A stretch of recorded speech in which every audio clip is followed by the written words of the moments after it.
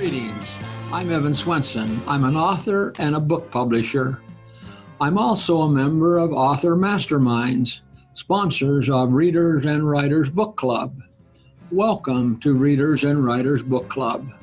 This is the worldwide online general membership meeting of Readers and Writers Book Club, rapidly becoming the book club destination for all readers of good books. Thanks for being here. Today's membership is represented online by Author Mastermind members and other book club members participating on Facebook Live. I hope you'll find every reader is a friend and every author is approachable. Once again, welcome to Readers and Writers Book Club. Of course, we'll be conversing about books, authors, writing, and the magic and miracle of reading. We'll also discuss the fun of reading competition when we talk about Readers and Writers Book Club's Battle of the Books. And we'll have some fun as we award Readers and Writers Book Club branded door prizes available to all book club members. Okay, let's meet today's co-hosts. Okay, let's meet today's co-hosts. And it's going to be fun today. I appreciate you being here. I think what we'll do today is, rather than me introduce the co-hosts, I think we'll ask the co-hosts to introduce themselves. And I'd like to kind of do it maybe this way, and have it different than we've done it before. And that is Steve Levi is here. Steve Levi, as an author, often says, see if I have this right, Steve. As an author, if you don't have something unique, you don't have anything. Is that about right? Is that what you said? That's good enough. Yes. Okay. So introduce yourself and tell us what's unique about Steve Levi, and then Marianne and Victoria. You already know to be warned what the question is I'm going to ask. So Steve, why is Steve Levi as an author unique? Every time I write something, I try to write a book which is different than every other book that I have ever read. I want to be different. I want to be unique. And I am the master of the impossible crime. And as far as I know, no one else in America is doing impossible crimes.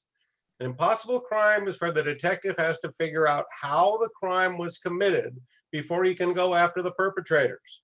And in one of my books, I have a Greyhound bus that vanishes off the Golden Gate Bridge. And now the detective has to figure out how you can make a Greyhound bus disappear off the Golden Gate Bridge. It's a great book, and you should buy many copies. Okay, well, Steve, I know that you are unique there. And I was expecting you to say something like, I am more unique or something. But Victoria and Marianne, don't say I'm more unique, because unique means you're unique and you can only be unique. But so Steve, give us one thing about Steve Levi that people of the worldwide Readers and Writers Book Club might want to know about Steve as the author. A little bit about who you are, where you are, something about you. I've been a freelance writer, technical and commercial writer for the past 50 years. And my interests include the Impossible Crime and the Alaska Gold Rush. The Alaska Gold Rush is probably the least studied era in American history. It is so unknown that if you try to pull it up on the internet, you get the Klondike strike, which takes place in the Yukon Territory of Canada. But the most important thing about me is I keep trying to find something that's completely different than anything I've seen before. So if you're looking for a different approach to history and impossible crimes, please check out my books. Well, I would have to say, Steve, if there's any reader out there that's looking for something unique, just find Steve Levi. You'll find him unique. Victoria, Yes, sir. Introduce yourself and tell us something unique about Victoria Hardesty. Well, my name is Victoria Hardesty, and I'm the writer of Action and Adventure with Arabian Horses. I've owned and loved the breed for over 35 years. And we used to run our own training barns. So many of the stories that I write are composites of horses that we actually had in our own barn. And many of the young people in the stories are drawn from the characters that were writing them then. So it's been kind of fun because that was really a high point in my life, watching these young kids develop. And I remember one skinny little 8-year-old. She had legs that went on forever. She had long blonde hair, and she had a big old horse to ride.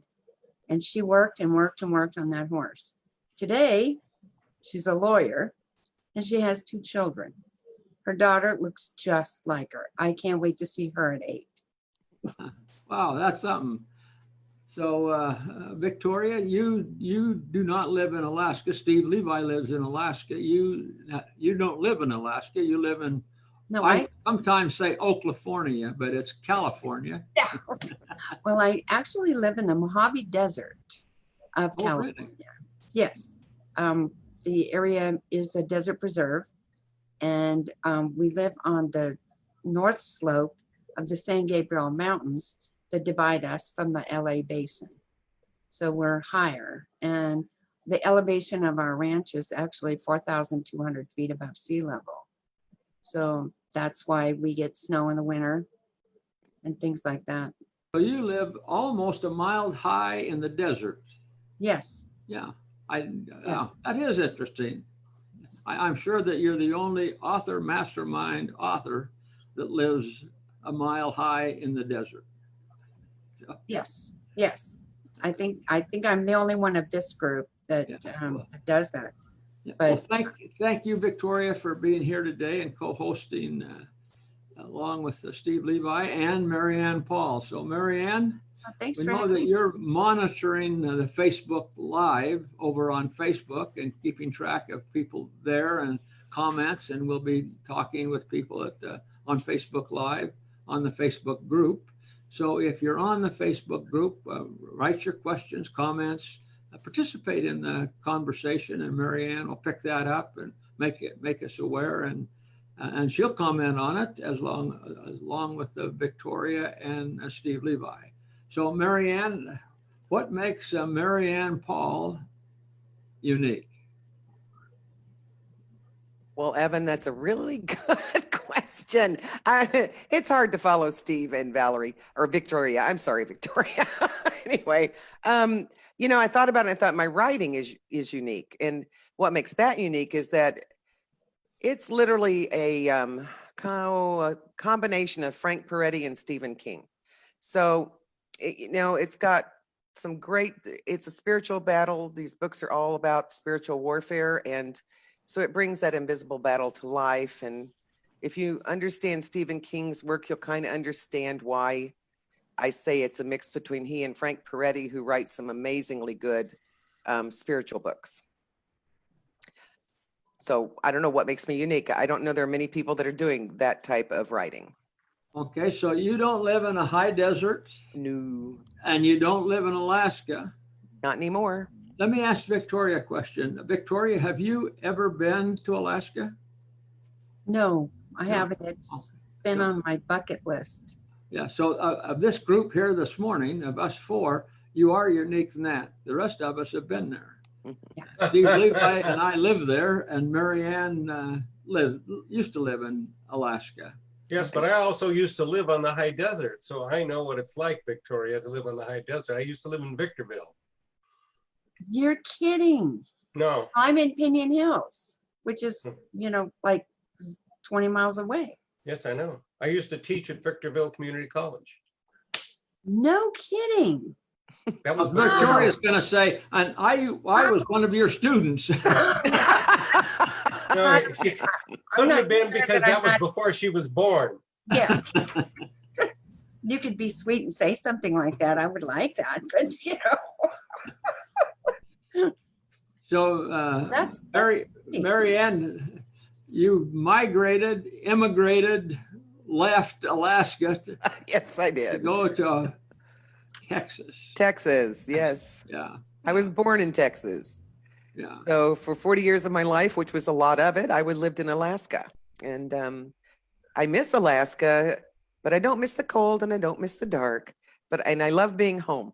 And so it's nice to be home around family. But I don't have the views, of course, you have in Alaska, which are astounding. Look out your window and see the beautiful mountains, you know. Well, I have to say this about Mary Ann is that had I not been with Author Masterminds, I never would have started reading horror. And now what happens is that when one of her stories shows up, I will read it and I will look at it and I will say, you know, of all of the things that I would have ever thought about writing, none of them were it's always a surprise to read your stories, Marianne, is because they always take me someplace, A, I've never been, and B, I don't ever want to go again. Well, I saw the really sweet picture of you holding some of your books that your husband took. Yes. Yes, but that innocent smile. I know.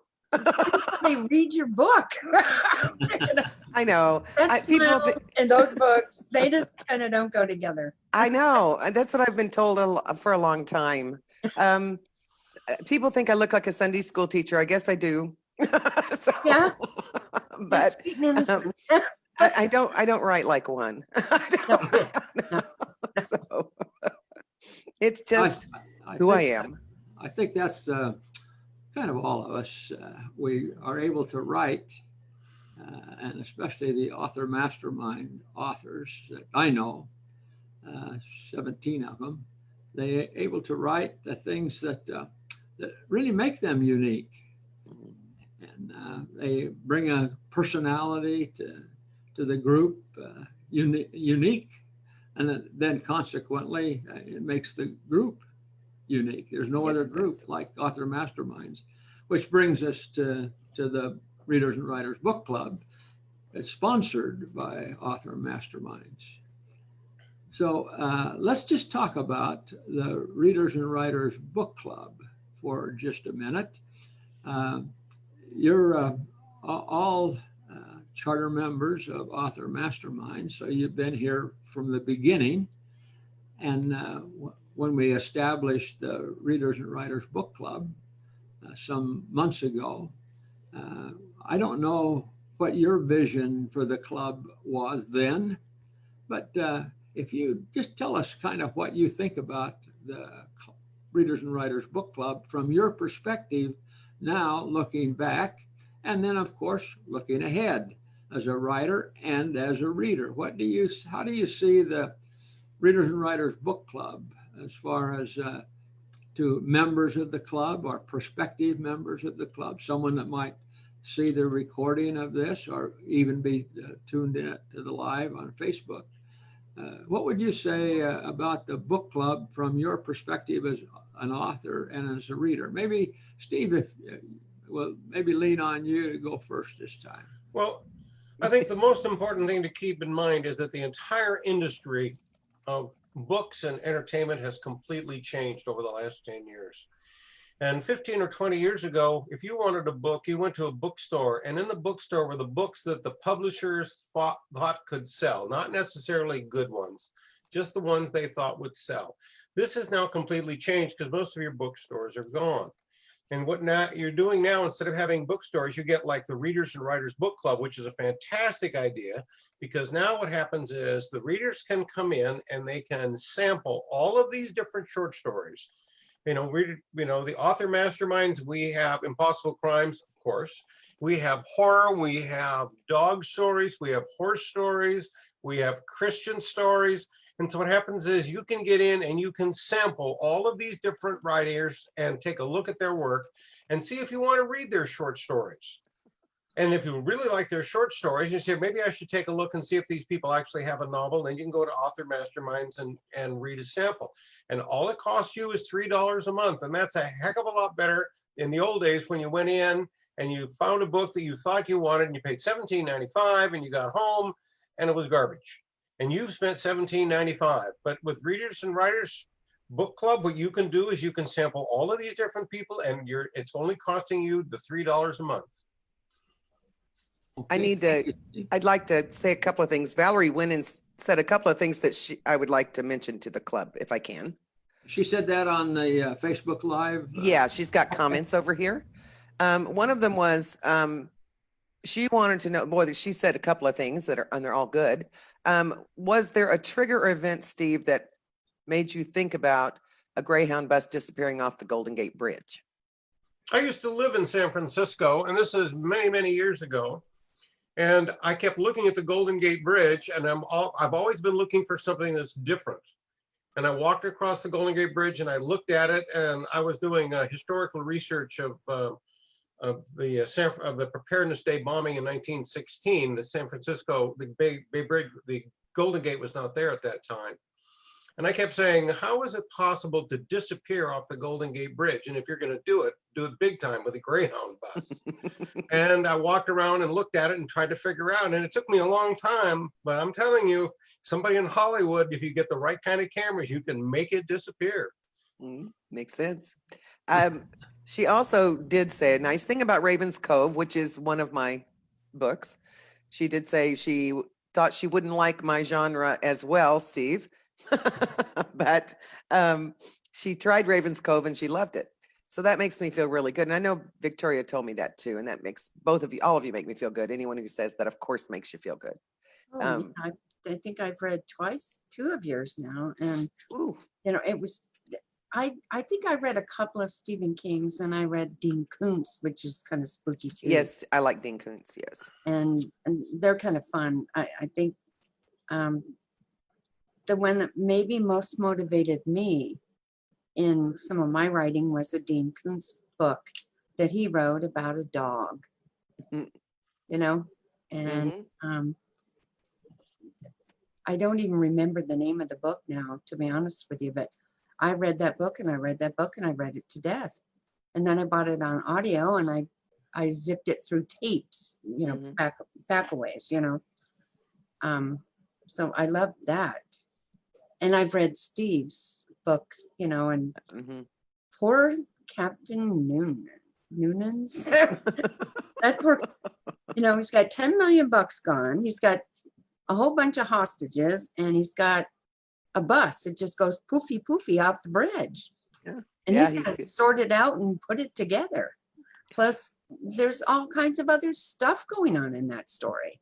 You know, where maybe somebody in the cop shop is a bad guy and is feeding information to other people. And there's never a page that doesn't have intrigue and suspense.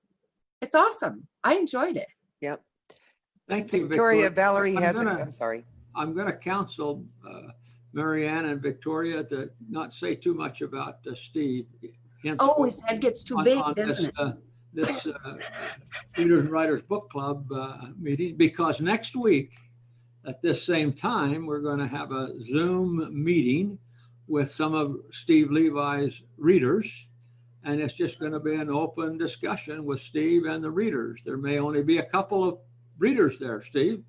And then there may be more. I'm available. I'm available for a couple or 100.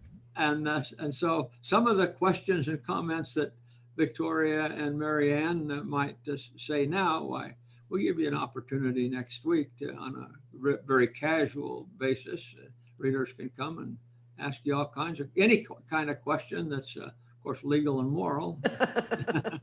I'm glad you said that. Now, I'm going to ask Marianne and Victoria their impression of the Readers and Writers Book Club, but at the same time, if you're on the Readers and Writers Book Club group on Facebook and you have an impression that of the Readers and Writers Book Club, of how you've seen it and approach it, or that if you have a suggestion for improvement or something that you like about it or don't like about it, feel free to make that comment on the group, and let's discuss it here. And others may have the same thing, and we can improve the group together. So Victoria, your impression of Readers and Writers Book Club. Just talk about the book club. What I like about the book club itself is the fact that it puts more than just our work out there. It puts us out there as writers. And there's nothing better for a writer than feedback, whether it's good or bad. It helps improve the writer. And I invite people to talk to me. I would love to have conversation with somebody who's read my books and has something to say, whether it's good or bad, because it would help me to write the next book better. And that's one of the #1 things that I think is great about it. We also do submit, as writers, we submit little short articles that may talk about our personal life, maybe in our genre, maybe however we felt that day. And but it gives you an idea of maybe how we think a little bit. And so you can decide whether or not our books would be a good fit for you. So as an author and as a reader, you like the idea of every reader is a friend and every author approachable? That's the motto, as it were, Yeah. of the group. Yes. Do you know how excited I would be if I had an opportunity to talk to Janet Ivanovich or Stephen King in person? I would be so excited. And they're just regular people like me. I think Stephen King puts his pants on one leg at a time. But, you know, I would be delighted to sit down and just have a 10-minute conversation with him about where he comes up with his story ideas and how he writes. And Janet Ivanovich, my husband took one of her books to a camping trip we had one time, and he was sitting outside the camper reading the book, falling out of the chair. Her stuff is so funny. Have you read it? No. Oh gosh, it's hysterical.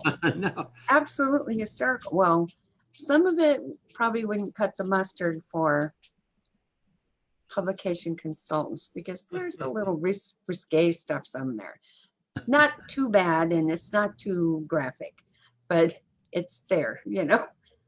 And but she makes it so it's so funny. I'm glad you brought that up, Victoria, about the qualifications or the standard, I guess we'd say, as far as language and content. Right. We established that for Readers and Writers Book Club and for publication consultants so that the readers, regardless of who they are, the age they are, they can come and read any of the Author Masterminds books and trust that there's nothing in there that my grandmother, bless her heart, would not be offended by. But as we say, we like romance, but when it gets personal, we encourage authors to, do like the good movies, fade to black, and let people paint their own bedroom scenes or whatever it is. Oh yeah. And Well, use language. Sometimes I read something not too long ago, kind of goes along with what we say, that another thing I'd heard that says that profanity is the attempt of a lazy and feeble mind to express itself forcibly. And consequently, the readers or the writers of authors of Author Masterminds, they are the masters of that. They are able to write without using those language. They don't have a lazy and feeble mind. And just recently I saw one that says, let's face it, if you have to use profanity to make yourself interesting, you're probably not very interesting. well, besides that, the fact that my books can sit out on the coffee table in anyone's home, yeah, regardless of the age of their children, I'm pretty proud of that. There's and thank you for doing that, Victoria. And as a consequence, I think that your books and the other authors, they all have a good message to them. Even Steve Levi's books always end up with some message, other than just an impossible crime. And the thing about, well, I'm not going to say that, Steve. I said I wasn't going to talk about you. Okay. But next week, I'm going to ask you some questions about some things like, how did you figure out and learn how an octopus could get its body through a small hole? How did you learn that? Now, don't tell us that. That's a We'll question. talk about it next week. Next week. That's a next week question. Right. Okay, thanks, Victoria. Marianne, your impression. You've been here since day one on Readers and Writers Book Club. You were right here in the trenches when we started this. Yes. What's your impression of the path we've taken, and here we are? Well, How do you feel about the book club? I like the path we've taken. I like that what we're doing is trying to have a conversation with our ideal and potential readers. What I would like to see more of course, is more of our members putting out there or asking us questions or telling us or just engaging in conversation is what I'd like. So that's where I think we can still grow. And I think we will always have somewhere we have to grow with this. Right now, I think we've had a great start. It's still a young group. So, you know, we have lots and lots of ground we can cover. And I think we're growing and changing as time goes on. Thank you. I think it'd be a good time for me to just thank all of the members that have been with us. Some of them right from day one, the first member, second member, and those when we started the club to help get the club started and to help us learn what people wanted and how we could treat the club members and what they would want to hear from us as writers and authors. Yes. The club was free. And those that helped us, we really appreciate what you've done to help us. The Facebook group now has more than 6,000 people on that group. And so we're grateful to those that did, but so that we could better serve the book club members and to do things that otherwise we wouldn't be able to do.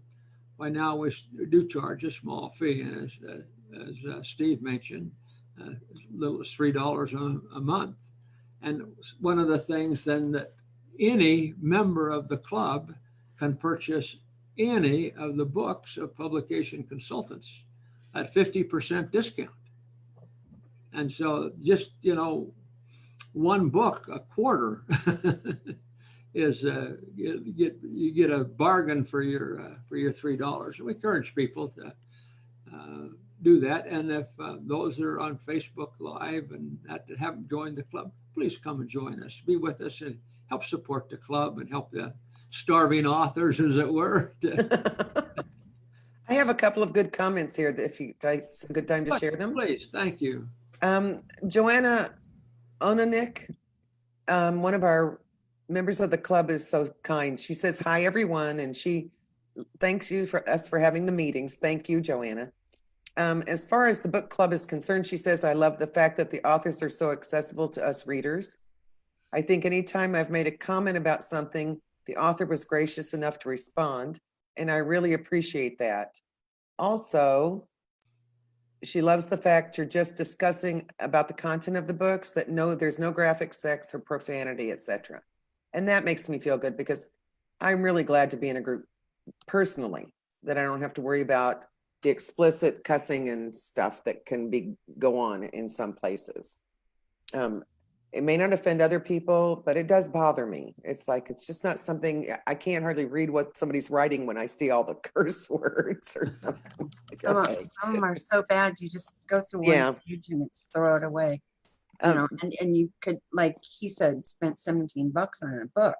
Yeah, exactly. And that's the only reason I don't read as much of Stephen King as I would like to, because a lot of his is too, but you know, I still love his storytelling, and that's what really, I think I read mostly him.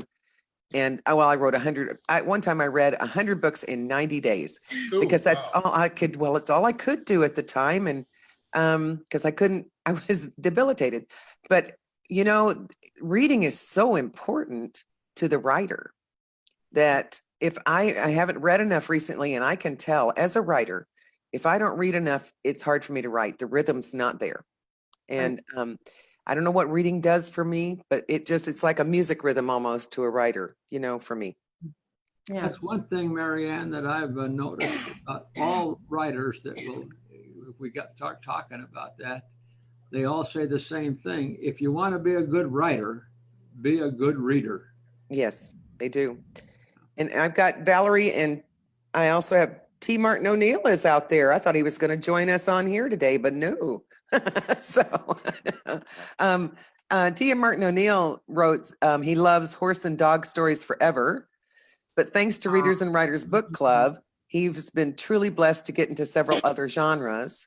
He loves Robin Barefield's mysteries and Steve Levi's impossible mysteries. And he's even nice to say he likes Marianne's books he says, my books opened a total new view to him. Raven's Cove is the icebreaker for me. And he's sweet. Thanks, Marianne, Steve, and all. You are great writers. Isn't he sweet? Yeah, That makes me feel good. Thank you. Yeah. Thank you, Marty. I read one of Marty's books too, and it was kind of the first time I'd stepped into his genre, and Oh, yeah, his is good. probably wouldn't have picked it up, but I know Marty, so I wanted to see it, and I sat down to read it, and I sat there until I was done. Yeah. I didn't budge. I think I went for refreshments, but that's about it. It came right back. His books are good too. Rebecca Wetzler says, sorry, she's late. Traffic. Haha. And then there's Barbara Schreier Hughes. I'm hoping I'm pronouncing that right. She says she agrees, Marianne, Paul, no need for the type of explicit talk. So, I think that's maybe true with a lot of people in our group. We are glad we don't have to deal with that or the erotica that can be, people like to just post that kind of stuff, and it sure agree takes with- my imagination is better than any writer writing got stuff down that they can you got that right. I can think that stuff a whole lot better than they can write it. I think the key word for author masterminds is quality. Because what happens is all of us are trying to produce high quality books. We're not going to take a shortcut. That's right. And when I come up with an impossible crime, it has to fit, and it takes think time to come up with it. And you've got to fill in all the holes. And as you're writing it, somebody will say, how about this? And you go, oh my goodness, I didn't think about that. But you want to write a good book, it takes a while. It does take a while, and there are no shortcuts. So if you're looking for good books, Readers and Writers Book Club is a great place to start, because you can look at the short stories and say, okay, well, this person's a quality person, a quality writing. Yes. And that's one of the things I have to say. If there's any one word I would use to describe the members of Readers and Writers, the book club, and the short stories is quality. You're getting quality. Well, and I think openness too, don't you, Steve? Because we are open with our readers, and oh, absolutely, and with each other too. Sometimes nobody likes that, but we are. So it's just who we are, and it's a good group for that. I wanted to say Valerie made a really good point, because even though Evan said this, she said it another way, and she says, and she writes some great books too. I love her dog books. So as writers, she says, we are all readers. And as Readers and Writers Book Club is a community of readers. And that's true, because even if we are writers, we are also readers. And so I think we understand our audience maybe better than some of the other authors that do. We also respond to them, is because I get messages from readers who say, how come da-da-da, and you think about it and you're saying, I must have missed something because I didn't say it the way that I should have said it, that they would have understood what I said. So I go back and look at it and say, I'm not going to make that mistake again. Yeah, I've done that too. It's really good to have. So what happens is, back in the old days when I bought a book and read it, I had no way of reaching the writer. You have to go through the publishing company, maybe. And maybe every once in a while you'll get a response back from a writer, and usually it's just generic. But writers, if you want to get in touch with any of us, you just plug in the email and we will respond. That's right. I agree. Absolutely. If you've got feedback, we're here. We want to hear it. Good, the bad, and the ugly, because Well, it just makes us better writers. In that light, we mentioned that next week at this same time, we'll have a Zoom meeting with Steve Levi, and readers will have an opportunity to sit down and converse with Steve and discuss anything they'd like to discuss that has to comply with content and language. However, Steve, we'll put that restriction on your readers. But they get to put you on the hot seat.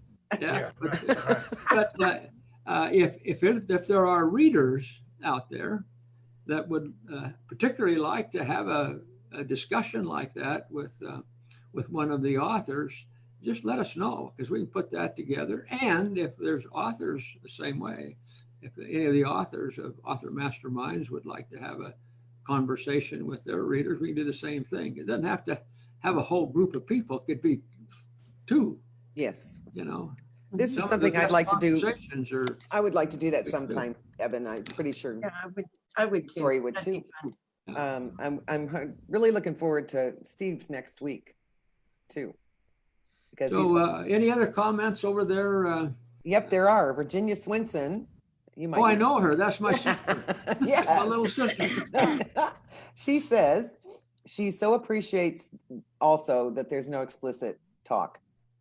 She loved Empty Mystery by Gordon Parker, who we all miss very much, and really enjoyed Matter of the Duct Tape Tuxedo by Steve Levi. She would like recommendations for your top pick of a book by Carl Douglas. Now, I want to ask, don't you want to know recommendations for me and Victoria too, Virginia? Not to mention Valerie, and we have a few others. You can only read one book at a time. I know. Yes, I just thought you can go to Author Masterminds and you can read selections of all of the different books to decide which one you want to read. That makes another difference between Author Masterminds and a bookstore. You can wander into Author Masterminds. Carl Douglas, he's got all his books there, and you can read sections of each one of them. Mhm. And when you find the one you like, you can go ahead and buy it. And you don't have to buy a book and just say, "Oh, I hate this thing, and I've spent $17.50." Or more. There Or was time we more. were spending Yeah. 20 something on them. Well, you Well, talked about let's get back to Virginia's question. You have all of the Author Masterminds, those that are here as co-hosts and those that are on Facebook Live. I've read many of Carl's books.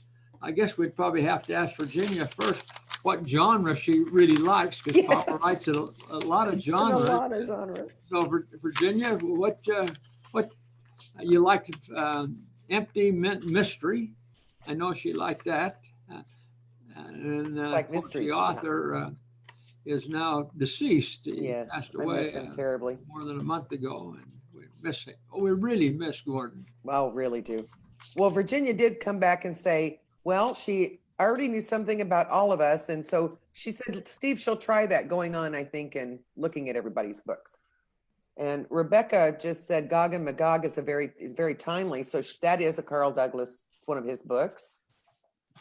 And Mr. Marty says, to those who want well-researched novels and great approaches to worldwide concerns, read Carl Douglas. Now, what I'm going to tell you is just what I saw Valerie say. Valerie says, I would go for the Sybil series, and that I would too. I really like the Sybil, his character, Sybil Norcroft. So that's what I would look for. That's what I'd go get. So Valerie and Marianne, you'd say start with All in Jest. Yes, is that his first one with her? Yeah. Yeah, I like the one where the devil in, isn't it the devil in, what's it go? And so Sybil Norcroft and meets the devil. that one, oh my gosh, that one was good. I would read All in Jest also, yes. Yeah. She said, thanks to all of us. She does love mysteries, suspense, and some thrillers. You would, yep. Okay. Well, I'll get with my little sister, and I have influence with Carl, and Virginia will exercise unrighteous dominion on Carl. Make sure you. He'll Well, be what the thrilled. heck? That's what brothers are for, right? That's right. I have to confess, I've told Virginia this, but this is be something in my life that wasn't really proud of, but it was growing up. I learned some things going along, but I was the Utah State champion marble player when I was going to school. And so consequently, we were out on the playground playing marbles, and I had just a really good shot all lined up. And my little sister was come in and she saw her big brother there, and she was so glad to see her big brother. She ran up and grabbed me, and it disturbed my shot. And I pushed her aside and said something about get out of here or something. And the look on her face of how I always remember that. And that's been a real learning lesson for me that, you can't be too busy to help others. And I wish I could go back and give her a hug right then and forget the marble shot. But anyway, Well, I she don't know how just I said, got into that. she just said, thank you, Evan. Thanks, Evan, she says. Well, that's the learning curve. Yeah. Well, when we're kids, we don't think about what we think about as adults, want to go back and change it. Well, as kids, you didn't, we don't even think that far There are a ahead. lot of people who don't think, adults who don't think. Okay, granted, Steve. Yes, I've noticed that. Some of that in my own family. Those are called in-laws. Or no, outlaws. Well, you know what the difference between in-laws and outlaws? Location? No, in-laws aren't wanted. This from the guy. You need to post that one too. As we were talking, Lois, my sweetheart, has been listening to this, and she keeps picking up the telephone. When the telephone rings, I mute it so that you don't hear it, and then she picks it up. But she says this is about our conversation. She says, Readers and Writers Book Club makes me explore new areas without worrying about offensive language or content. Right. Yeah. And so you can get out of that rut as you would and look at other things without worrying about it. Right. But I appreciate the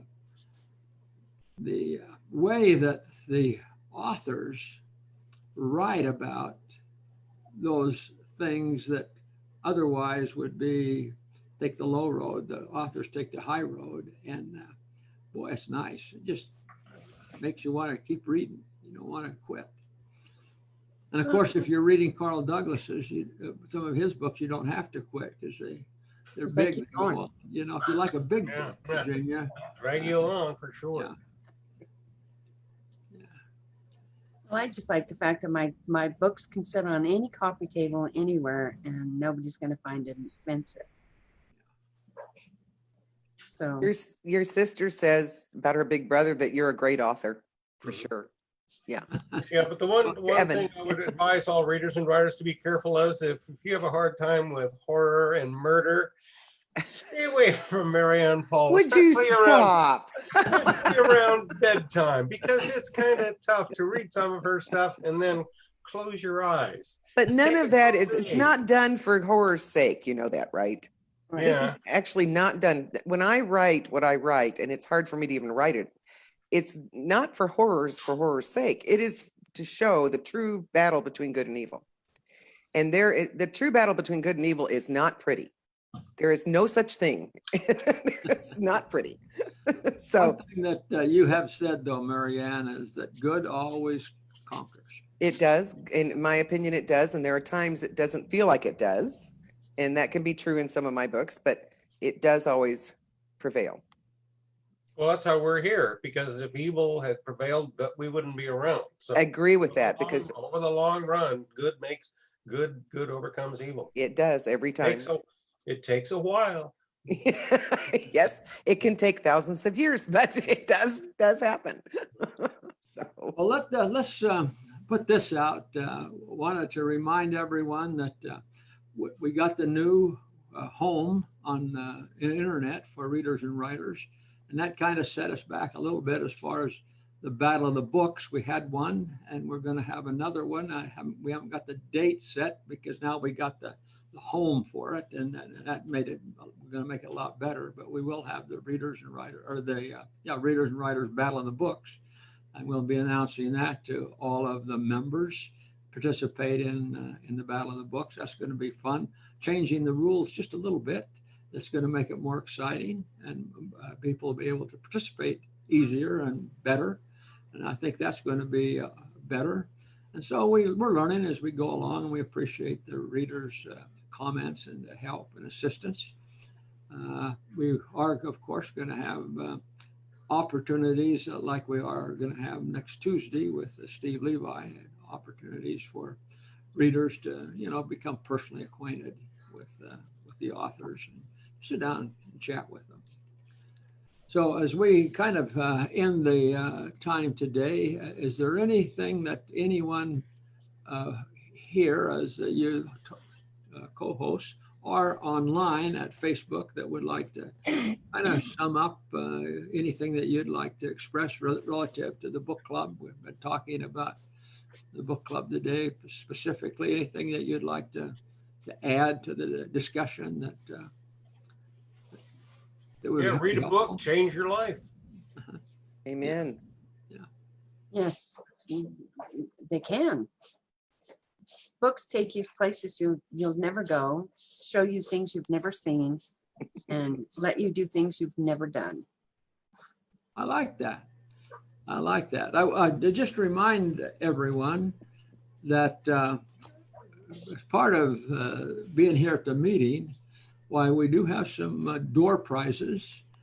All the members of the book club have been receiving notices about that and have been invited to participate in the raffle. And I hope that both readers and writers have participated and joined in. Jen Rodriguez, who administers that for us, will, I don't say she selects it, the winners, because she doesn't. It's a automated thing that's random. So it's a true drawing. And so she'll be telling us who is the winners, and they'll be announced on the Facebook group, and the winners will be notified. Before we leave today, I kind of would like to end this meeting, I guess, with promoting Steve Levi's meeting with the author, with the readers next week, with this little trailer on one of his books. And then I guess we'll just end that then and tell people thank you for being here.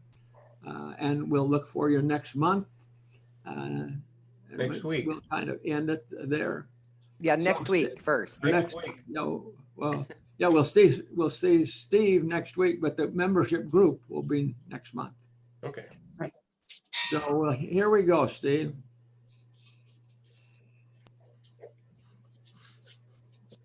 Yeah. Seen it before, right? Now you know the whatever isn't really gone. It's magic. Which just means the whatever is just hidden somewhere. Maybe up a sleeve or in a jacket pocket. Now, if you really want a feat of magic, see if you can make this disappear. In this. Better yet.